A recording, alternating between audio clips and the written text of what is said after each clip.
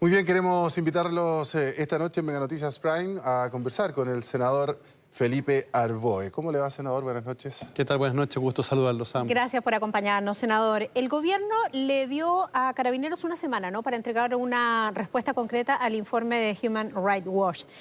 Hoy Carabineros entrega esa respuesta discrepando en varios aspectos, cifras y apreciaciones, ¿no?, respecto al informe final.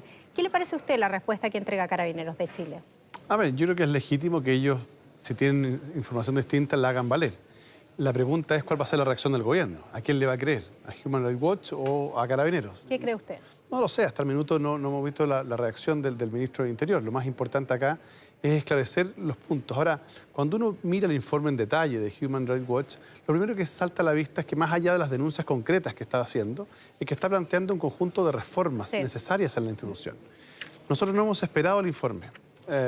Voluntariamente hemos convocado a una comisión independiente de reforma policial que se ha constituido, porque entendemos que aquí queremos hacer un aporte de Estado. Sí, y ustedes hablan, perdón, senador, de una reforma profunda a Carabineros, exactamente en una mesa que además ha sido convocada por usted.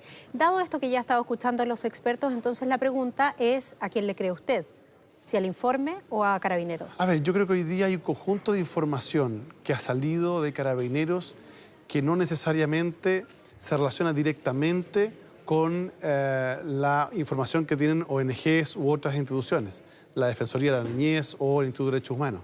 Aquí, más allá de quién se le cree o no, es cómo logramos recomponer las relaciones de confianza que se requieren con la institución policial. Porque al final del día, en un Estado de Derecho democrático, las policías tienen que tener confianza suficiente porque son a las cuales el Estado le encarga el restablecimiento del Estado de Derecho. Y por tanto es fundamental recuperar esa confianza. Los esfuerzos nuestros transversalmente van a estar puestos en recuperar esa confianza y darle a Chile una policía a la altura de este nuevo escenario. Sí, claro. Tanto Carabineros como la ANI venían con problemas ya desde antes del estallido de esta crisis. Sí. ¿Cuánto de esto quedó al desnudo también? Primero, creo que Chile tiene un trauma con los temas de inteligencia. Hay una generación que estuvo en los gobiernos durante muchos años y que tiene un trauma con los temas de inteligencia por lo que ocurrió en la dictadura. Yo creo, he insistido hace años en la necesidad de superar esos traumas. Todas las democracias en el mundo responsables tienen un sistema de inteligencia con pleno respeto a los derechos fundamentales para dotar al presidente de la República o presidenta de información convertida en conocimiento para adoptar decisiones oportunas. Y lamentablemente no hemos sido escuchados durante muchos años. Me alegro que hoy día, lamentablemente a propósito de una crisis, pero que hoy día finalmente estemos discutiendo una reforma que va a implicar incluso tener agentes propios. Porque la Agencia Nacional de Inteligencia fue diseñada para que solo los efectivos de Carabineros, de investigaciones, le dieran información a esa agencia. Bueno, eso explica, por ejemplo, que la ANI nunca le advirtió al presidente o presidenta de la República de los casos de corrupción en Carabineros. Logramos convencer a este gobierno no solo de enviar un proyecto, que fue en el marco del Acuerdo de Seguridad Pública, sino además de incorporar la capacidad operativa propia. Y la ANI va a tener agentes de campo propios para poder también chequear esta información con inteligencia y contrainteligencia. Y resulta fundamental también de que no se cambie el jefe de la ANI cada vez que cambia el gobierno. Y no solo que no se cambie. ¿Cómo ocurrió? Mire, cuando se inició este gobierno, yo hice una denuncia. Ustedes saben, yo no soy un senador de denuncia, no está en mi perfil.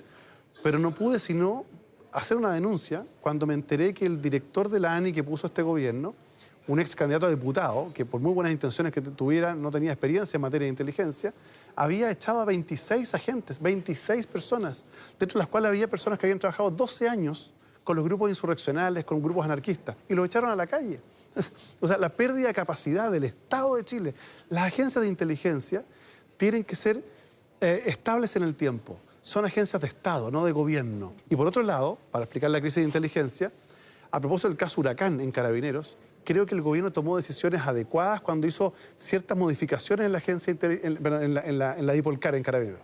Pero lo que a mí me llamó la atención es que no solo hicieron modificaciones, los generales directores que vinieron después desarticularon la Dipolcar. Y a eso hay que sumarle otro elemento, es que cuando este gobierno asume, llamó a retiro a 51 generales. 51 generales. Sí, senadora, ha sido la tormenta perfecta. Es que la pregunta es, ¿qué institución, qué empresa sobrevive si le sacan a los 51 directivos? Por eso digo. Lo que a mí me molesta es que eso yo lo advertí antes de que lo hicieran. Y le dije al ministro Chadwick, ministro, no haga esto es un error. Usted no puede, para poner una persona de confianza al presidente, que haya sido su decán, como el general Rosa, sacar a 51 generales, va a descabezar una institución.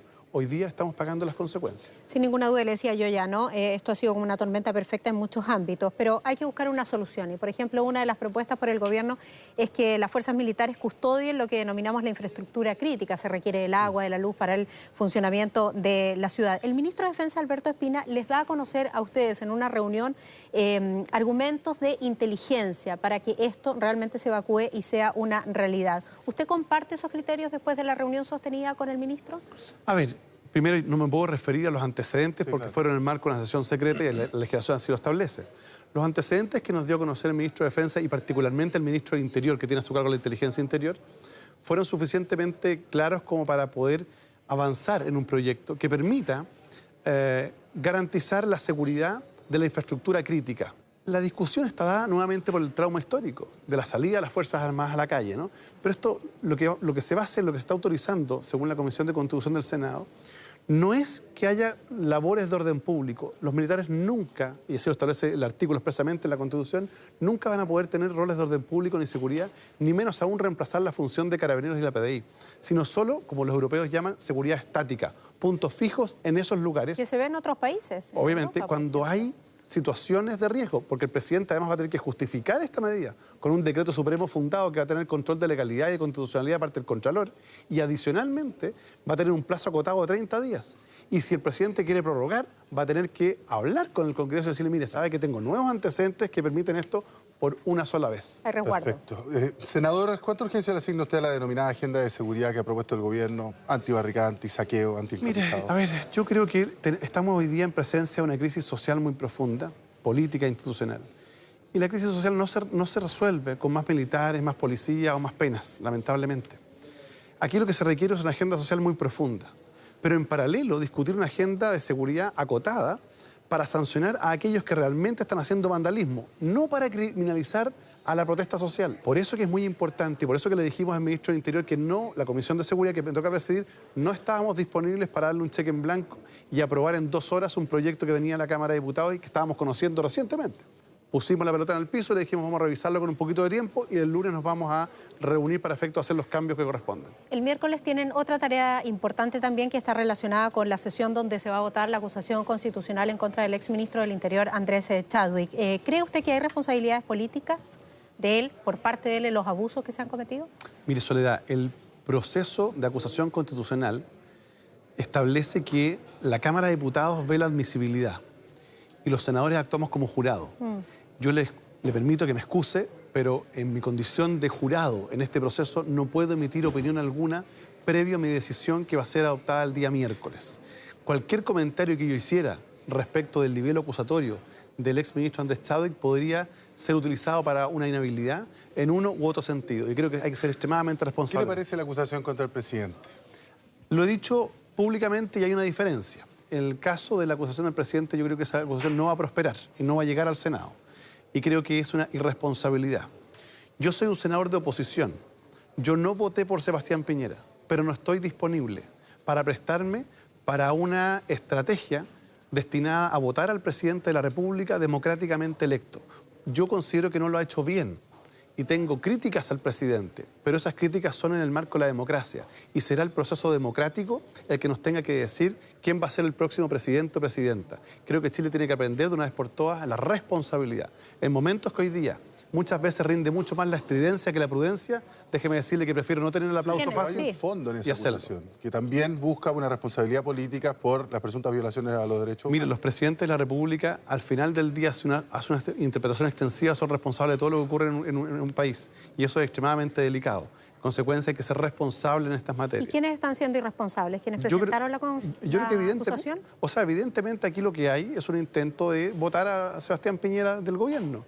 Y mire, yo soy un demócrata y perdí la elección presidencial anterior, pero no estoy disponible para prestarme para un mecanismo de sacarlo por la ventana. Aquí si alguien quiere que el presidente Sebastián Piñera salga de su mandato, tendrá que hacerlo en las próximas elecciones, que es como corresponde. ¿Usted cree que la oposición ha estado realmente a la altura? ¿Qué le parece, por ejemplo, el rol del Partido Comunista al restarse del acuerdo constitucional e impulsar también esta acusación contra el presidente? A ver, yo creo que cuando uno habla de oposición, habla de oposiciones. Somos varias oposiciones acá. Sí, porque usted también es oposición. Yo soy claro. oposición, pero no tengo nada que ver con el Partido Comunista desde este punto de vista.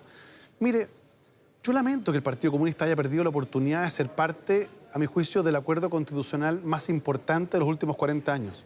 El acuerdo que logramos para darle una salida institucional a Chile a través de un plebiscito donde los ciudadanos elijan el mecanismo, solo es comparable con el acuerdo político de 1985 que permitió el plebiscito del 88 que terminó con la salida de Pinochet.